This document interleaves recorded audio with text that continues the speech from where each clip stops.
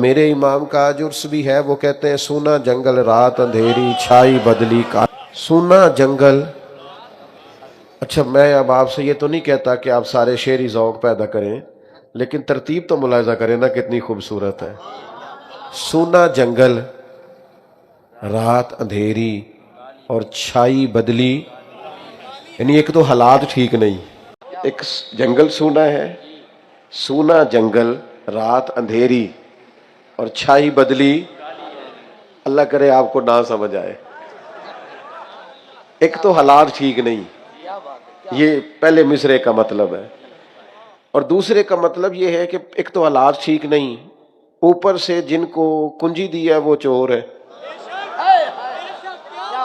ایک حالات ٹھیک نہیں، یعنی سونا جنگل رات اندھیری چھائی بدلی، سونے والوں جاگتے رہنا چوروں کی رکھوالی ہے۔ ایک تو حالات ٹھیک نہیں، اوپر سے رکھوالی چوروں کی ہے، اور یہ جو سونا ہے نا، ایک تو وہ والا سونا ہے نا جو نیند آنے پہ سونا ہے، اور ایک وہ والا سونا ہے جو قیمتی بڑا ہوتا ہے۔ تو دونوں کو مشورہ ہے، سونے والے کو بھی مشورہ ہے، اور جس کے پاس سونا ہے نا ایمان کا سونا، اس کو بھی مشورہ ہے کہ سونا جنگل رات اندھیری چھائی بدلی کل، او سونے والوں جاگتے رہنا چوروں کی رکھوالی۔ فروغ علم، میں بڑی درد دل کے ساتھ ایک بات کروں گا، عوام بھی علم کو سپورٹ نہیں کرتی، ہمارا مزاج علمی نہیں، سننے سنانے کا مزاج ہے، سیکھنے سکھانے کا نہیں۔ مزاج کچھ اس طرح کے بن گئے ہیں، وہ تنکوں کا سہارا ڈھونڈتے پھرتے ہیں، بابا جی سے تعویذ مل جائے، کوئی دو ایک پھونکیں کوئی مار دے، اور اتنے زیادہ آستانوں کے بورڈ لگے ہوئے ہیں کہ کسی شہر میں گنے نہیں جا سکتے کہ اب کتنے کو پیر ہیں۔ لیکن فروغ علم میں کردار کیا ہے، کتاب و سنت کی ترویج میں ان لوگوں کا کتنا کو جد و جہد کا حصہ ہے، کام نہیں کرتے علم کو۔ آپ کی آنے والی ساری نسلیں تبھی بچیں گی جب وہ علم کے زیور سے آراستہ ہوں گی۔ اگر ہم سپورٹ کرنے لگ جاتے نا علم کو، حالات کچھ اور ہوتے۔ اپنے بچوں کو اور پھر ہمارے ہاں تو باقاعدہ پروپیگنڈا کیا جاتا ہے، وہ پڑھ لکھ کے کیڑا نوکری ملنی، وہ خدا کے بندے پڑھنا لکھنا نوکر بننے کے لیے، پڑھنے لکھ کے تو بندہ شہنشاہ بن جاتا ہے۔ آپ پڑھ لکھ کے نوکری کرنی ہے، پڑھ لکھ کے بادشاہی کریں گے، نوکری کیوں کرنی ہے؟ تو کوئی اس لیے پڑھنا لکھنا ہے۔ میں چند ایسے کسانوں کو جانتا ہوں جو پڑھے لکھے ہیں تھوڑے سے، لیکن انہوں نے زمین کا سینہ چیر کے اس طرح کا رنگ بدلا ہے، انہیں سمجھ آ گئی ہے کہ اصل یہ کام کس طرح کرنا ہے۔ آپ جب تعلیم کے ساتھ جڑیں گے، علم کے ساتھ وابستہ ہوں گے، جب آپ کسی چیز کو پڑھیں گے، اذان ہو رہی سے فلاں جگہ سے بڑا فیض ہے، تو فیض کے ذریعے بھی تو انسان چلے، آپ یوں سمجھ لیں جسے فیض ہونا اس کی توجہ علم کی طرف چلی جاتی، اس کا ذوق علمی بن جاتا ہے۔ آپ کیا سمجھتے ہیں قرآن و حدیث پڑھنے پڑھانے سے انسان کتنا کو فیض یاب ہوتا ہے جو سارا دن ہی مدینے والے محبوب کی باتیں کرے، اس پر کتنا کو وہ رنگ چڑھتا ہے، کتنی کو وہ خصوصیت چڑھتی ہے۔ وہ کبھی قرآن مجید کی آیات کی تفسیر کر رہا، کبھی احادیث مبارکہ کی شرح کر رہا، کبھی وہ تطبیق پیدا کر رہا، کبھی وہ اس سے مسائل اخذ کر رہا، کبھی وہ کسی طرح سے کسی چیز کو سمجھا رہا۔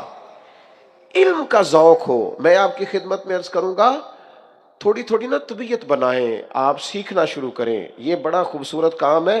بندے کو شوق لگ نہیں جاتا، یہ شوق لگائیں پڑھنے پڑھانے کا۔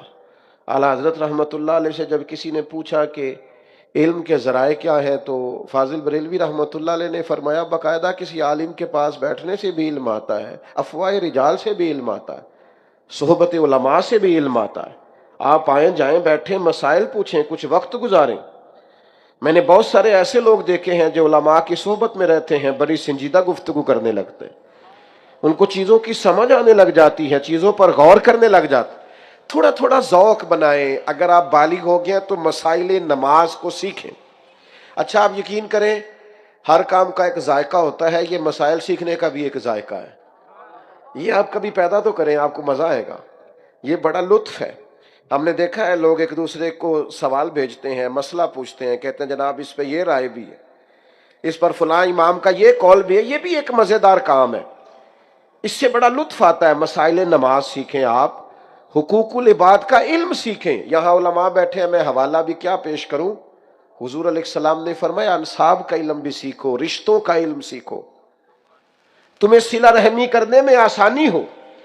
ہمیں چیزوں کو سیکھنا چاہیے، غور میں بڑی ذمہ داری سے کہا کرتا ہوں، پھر عرض کرتا ہوں، اگر ساری عوام کو پتہ چل جائے نا شادی سے پہلے کہ 3 طلاقیں اکٹھی دینے سے طلاق واقع ہو جاتی ہے، پر سارے بچوں کو رٹایا جائے شادی سے پہلے، تو بہت سارے گھر ٹوٹنے سے بچیں۔ لیکن ہم کیا کریں، ہم نے یہاں بھی رٹے رٹائے موضوع بیان کرنے ہوتے ہیں، یہاں بھی مہینے کے حساب سے جمعہ ہوتا ہے، لوگ اس طرف تو آتے نہیں کہ قوم کو باشعور کیا جائے۔ مسائل سیکھیں۔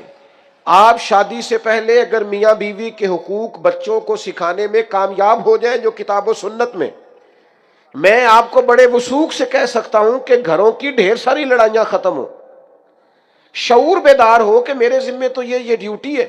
ہم سیکھتے نہیں، ہم نے نا مطلب صاحب کہتے ہیں میری دکان پہ میری فیکٹری پہ آ کے نا ذرا بچوں سے قرآن مجید پڑھا دے۔ میرا خیال ہے وہ اس لیے پڑھواتے ہوں گے کہ پہلے ذرا تلاوت کرائیں، کیونکہ میں نے فیکٹری قرآن کے حکم کے مطابق چلانی ہے، اس لیے کراتے ہیں تلاوت۔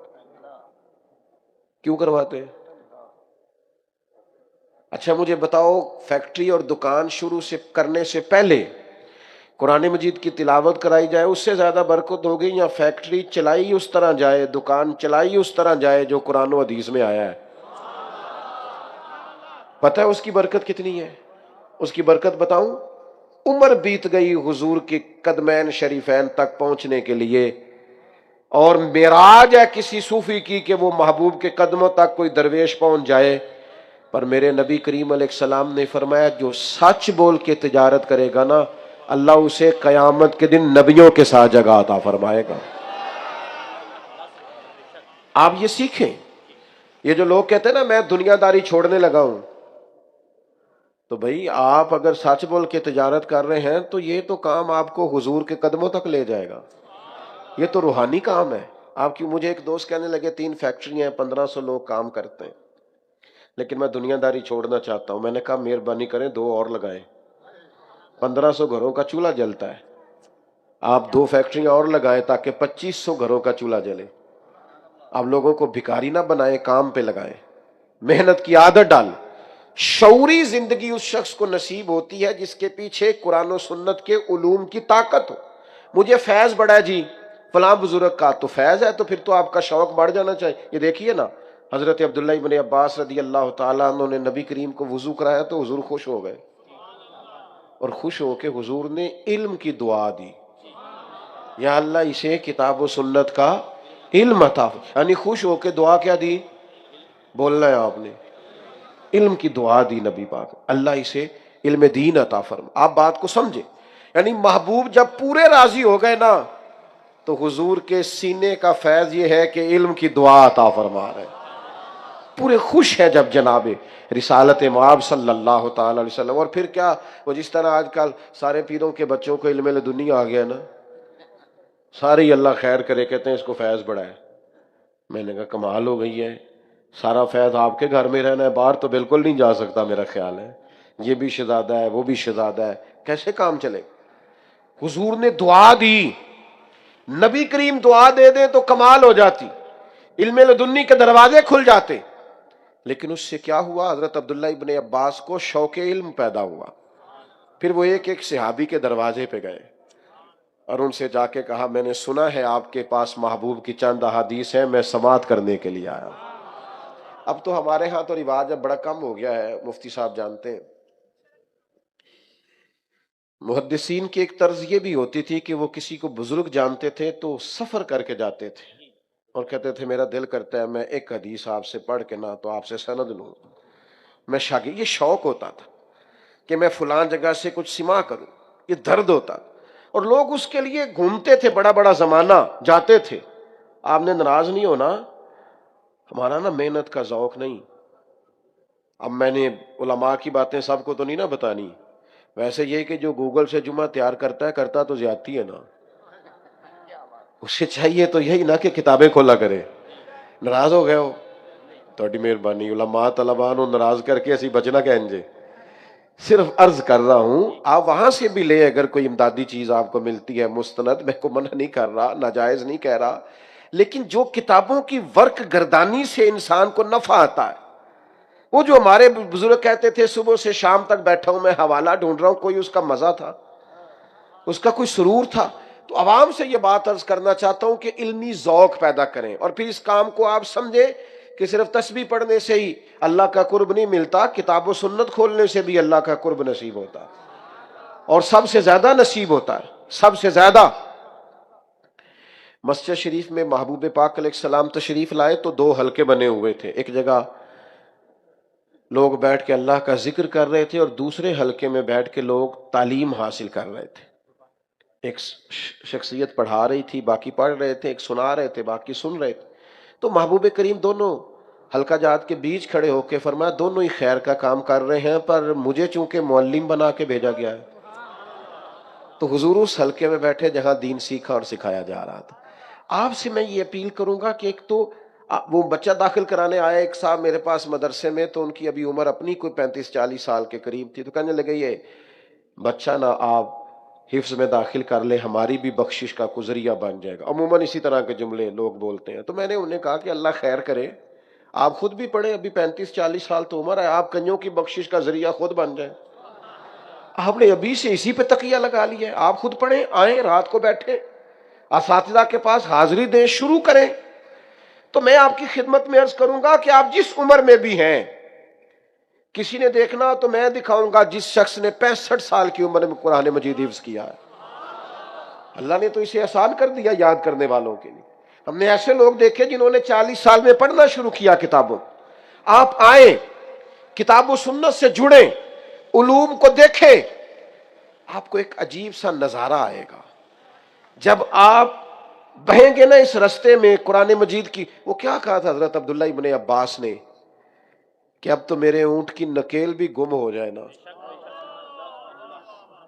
وہ بندے کا نا جس سے پیار ہو جائے دکھ سارے اسی کو سناتا ہے نا.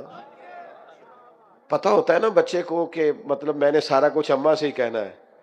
چلو تہاڈی نہیں گل کردا، اصل تو جیڑی گل ابا جی نو منانی ہوندی سی وہ بھی اماں جی نہ کری دی سی. یہ بھی ہوتا تھا بچپن میں کہ والدہ ذرا اماں نو ذرا راضی کرنا سوکھا ہے نا، جلدی ہو جاتی ہیں، بلیک میل بھی جلدی ہو جاتی ہیں، تو جلدی ابا جی سے بھی جو تو بچے کا پتہ ہوتا ہے کہ میری ساری دلچسپیاں ہی ماں سے. حضرت عبداللہ ابن عباس نے اس طرح قرآن مجید سے دلچسپی قائم کی، اس طرح وابستگی ہوئی، اور میں کہوں گا اتنی دل بستگی ہوئی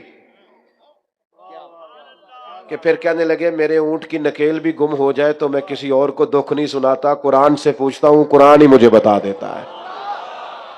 تو جڑو نا اللہ رسول کے کلام کے ساتھ، آؤ نا میرے بھائی اس رستے کے مسافر بنو. باتیں جو کہ زیادہ نہیں کرنی، جتنا سیکھنا ہے وہ بحث کے لیے نہیں سیکھنا، عمل کے لیے سیکھنا ہے.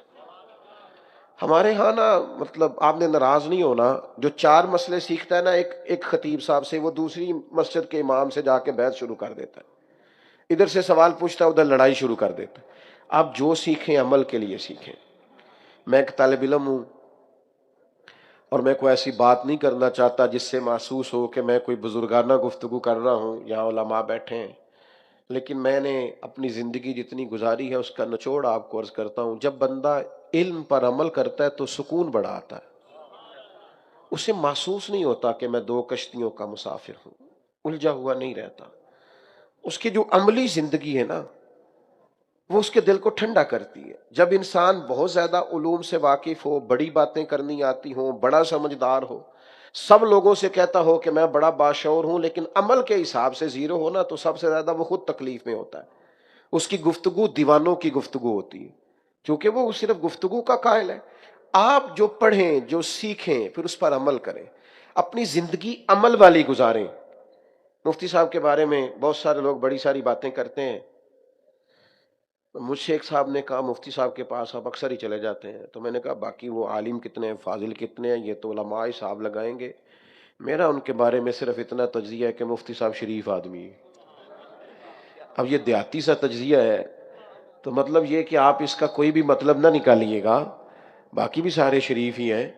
عرض کرنے کا مقصود یہ ہے کہ بعض لوگ اپنی مزاج میں ایک نفاست رکھتے ہیں، ان کی طبیعت میں ایک ٹھہراؤ ہوتا ہے، بعض لوگوں کے دلوں میں نرمی ہوتی ہے، رقت ہوتی ہے۔ جب آپ بہت باشعور ہو نا، پھر آپ کو بہت زیادہ وزادار بھی ہونا پڑتا ہے، آپ کو اپنا عالمانہ وقار بھی قائم رکھنا ہوتا ہے۔ ابھی تھوڑی دیر پہلے میں ایک جگہ پہ عرض کر رہا تھا کہ اگر کوئی اونچی کرسی پہ بیٹھتا ہے نا، تو پھر اسے تھوڑا سا، جنہاں نے پھر کے سر تے چایا پھر قدم رکھن ڈر ڈر کے، پھر انہیں محتاط بھی زیادہ ہونا چاہیے۔ آپ کا دعویٰ پیشوائی اور مقتدائی کا ہے تو پھر بھائی آپ کا تقویٰ بھی تو شاندار ہونا چاہیے۔ آپ اس لیول کے ہوں، معیار ہو، آپ نے اگر کچھ پڑھا ہوا ہے، آپ باشعور ہیں، پھر اس پر عمل کریں۔ آپ گفتگو نہ سنائیں کہ جناب وہ میں تو فلاں ڈگری رکھتا ہوں، تو میں تو جناب BBA کیا ہوا ہوں، تو میں تو MS ہوں۔ ٹھیک ہے آپ ہوں گے، لیکن آپ کا اٹھنا بیٹھنا بتائے گا آپ کتنے تعلیم یافتہ ہے۔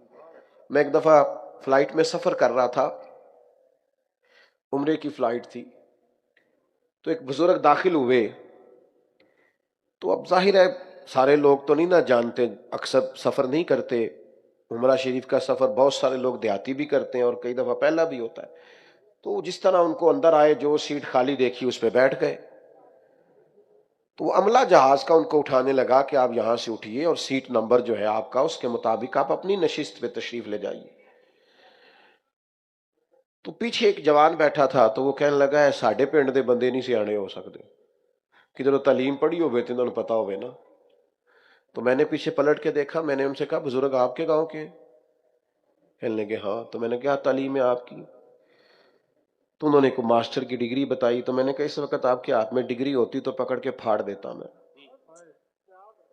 اگر آپ کو پتہ چل گیا تھا یہ آپ کے گاؤں کے ہیں، بیچارے سادہ ہیں، تو پھر تو آپ کو اٹھ کے ان کو پکڑ کے لانا چاہیے تھا، پھر تو آپ کو ان کو نشست پہ بٹھانا چاہیے تھا، سیٹ بیلٹ اپنے ہاتھوں سے باندھنا چاہیے تھا، پانی کی بوتل پیش کرنی چاہیے تھی، اور یہ کہنا چاہیے تھا بزرگوں میں فلاں جگہ بیٹھا ہوں، ضرورت پڑی تو آواز دے لیجیے۔ یہ سکھایا آپ کو؟ یہ تو آسان کام ہے کسی کو جاہل کہہ کے جان چھڑانا، تو آسان ہے، لیکن میرے نبی کریم کا کمال یہ ہے کہ حضور نے جاہل کہہ کے لوگوں کو چھوڑا نہیں، بلکہ پکڑ کے عالم بنا دیا ہے، مقتدا اور پیشوا بنا دیا ہے۔ خود نہ تھے جو راہ پر، اوروں کے رہبر بن گئے، خود نہ تھے جو راہ پر، اوروں کے ہادی بن گئے۔ وہ کیا نظر تھی جس نے مردوں کو مسیحا کر دیا، وہ کیا نظر تھی جس نے مردوں کو مسیحا کر دیا۔ تو شعور بانٹیں، شعور۔ اگر آپ بہت پڑھے لکھے ہیں اور آپ کے ماں باپ ان پڑھ ہیں تو پھر آپ کے حوصلے کا پتہ چلے گا، پھر آپ کے حوصلے کا پتہ چلے گا۔ امام اعظم سے بڑی مثال میں کہاں سے لاؤں؟ ایک خطیب تھے، ایک واعظ تھے بغداد کے، کوفہ کے، تو امام صاحب کی اماں امام صاحب سے کہا کرتی ان سے جا کے مسئلہ پوچھ کے آئے، تو امام صاحب کہتے وہ تو میرا شاگرد ہے، تو کہتی نہیں آپ اسی سے پوچھیں، کئی لوگ معروف ہو جاتے ہیں نا، انہی سے پوچھیں۔ تو امام صاحب اپنی یہ ہے علم کہ قرآن نے کہا اف نہیں کرنا تو نہیں کی، ضد نہیں کی، گئے جا کے اس شخص سے کہا جناب مسئلہ بتائیے، تو وہ کہنے لگے استاد جی میں نے مسئلے بتانے، مسئلہ تو آپ نے بتانا ہے۔ تو فرمانے لگے میری اماں چونکہ آپ پہ مطمئن ہوتی ہے تو اس سوال کا جواب میں آپ کو بتاتا ہوں، پھر آپ مجھے بتائیں، تو پھر آپ کا نام لے کے میں اپنی امی کو بتاؤں گا۔ یہ ہے علم کا کمال کہ آپ اپنوں کے لیے پھر نرم دل ہو جائیں، پھر آپ کا رنگ اور ہو جائے، پھر طرز زندگی اور ہو جائے۔ تیسری اور آخری بات آپ کی خدمت میں یہ عرض کرنی ہے، اتنی بڑی تعداد میں آپ یہاں جمع ہیں، اتنے سارے لوگ آپ یہاں آئے ہیں، اب ہمیں نا کتاب و سنت کے مطابق اپنے آپ کو ڈھال لینا چاہیے۔ نماز فرض ہے، میرا خیال ہے اس کے لیے بندے کا گریجویٹ ہونا ضروری تو نہیں ہے، تو پیدائشی نہیں پتا ہوتا کہ فرض ہے، بولے سب کو پتا ہے نا فرض ہے۔ میرا خیال ہے جس نوکری پہ جاب پہ جا کے آپ بیٹھتے ہیں، پہلے آپ کو اس کے لیے PhD کا مقالہ نہیں لکھنا پڑتا کہ یہاں میرے لیے حلال کیا اور حرام کیا ہے، یہ فطرتاً نہیں پتا ہوتا بندے کہ درست کیا ہے نا درست، عمل کیوں نہیں کرتے۔ کتنی کو تقریریں ہم نے سننی ہیں زندگی میں، किस कदर ज्यादा मजीद हमें नसीहतों की जरूरत है। हमारे बुजुर्ग तकरीरें बड़ी कम करते थे। हुजूर मुफ्ती आजम हिंद चंद एक बयानात, आला हजरत रहमतुल्लाह अलैह कभी गुफ्तगू करते तो किताब से देखकर उनके अमल से लोगों को पता चल जाता था कि मसला शरी क्या है।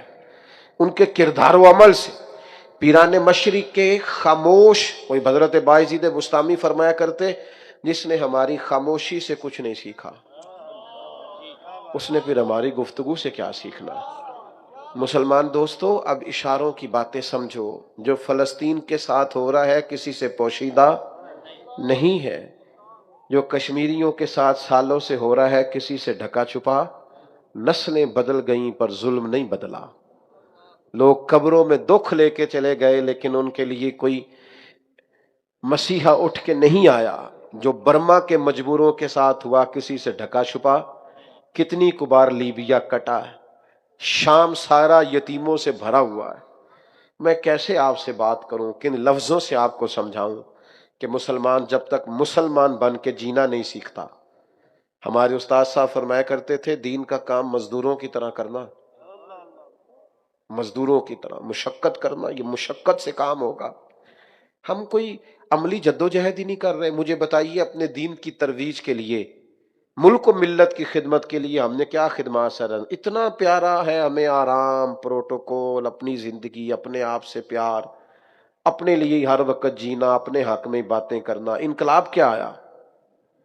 हमने ऐसे बुजुर्गों के हालात पढ़े कि कुछ शख्स कहता था ना कि मैं तो सुबह सुबह मंडी जाता हूँ सहरी के वक्त, तो उस वक्त अगर मैं आपसे पढ़ लिया करूं तो कहते तू उसमें ले आ जाया कर। हाँ मैं पढ़ाऊंगा, मैं भी तहज्जुद पढ़ लूंगा, तुझे भी सबक दे दूंगा। भाई आप सब और मैं मिल के कोशिश करें, शऊर को बेदार करें, किताब और सुन्नत से जुड़ें, अपने आप को इदारों से वाबस्ता करें, मदारस में चल के जाया करें, हफ्ते का एक का दिन किसी इदारे में गुजारा करें। आप यहां कोई फरिश्ते नहीं बसते, कमजोरियां सुस्तियां हर जगह ही होती हैं सब इदारों में। आपके आने से तवानाई बढ़ेगी। आप आएंगे, अच्छे मशवरों का तबादला होगा। आप आए लेकिन इल्म को सपोर्ट करें, शऊर को सपोर्ट करें, किताब सुन्नत के फरोग में अपना अपना किरदार अदा करें। नौजवानों से कहूंगा, बेहुदा चीजें और बेहुदा मामलात को शेयर करने की बजाय आप कोशिश करें कि सही मुस्तनद अहादीस मुबारका, किताब सुन्नत की खूबसूरत चीजें आप आगे लेकर के जाएं। कुछ थोड़ा सा माहौल बनाएं और अपने अमल और किरदार में हुस्न इखलाक को और हमदर्दी को और खैर खाई को लेके आए। अब हमने बड़ा कुछ सुन लिया है, बड़ा कुछ सीख लिया है, अब दो चार कदम उठाएं और अमल का रास्ता इख्तियार करें। मेरे दिल से बड़ी दुआ निकलती है, अल्लाह ताला अहले सुन्नत के हर इदारे को आबाद रखे और मुफ्ती साहब के इदारे को अल्लाह ताला बरकत अता करे। जो कह सका हूँ अल्लाह कबूल फरमाए, बात करते हुए कहीं भूल गया हूँ तो अल्लाह मुझे माफ़ फरमाए। आखिर दावा अल्लाहुम्मा सल्ली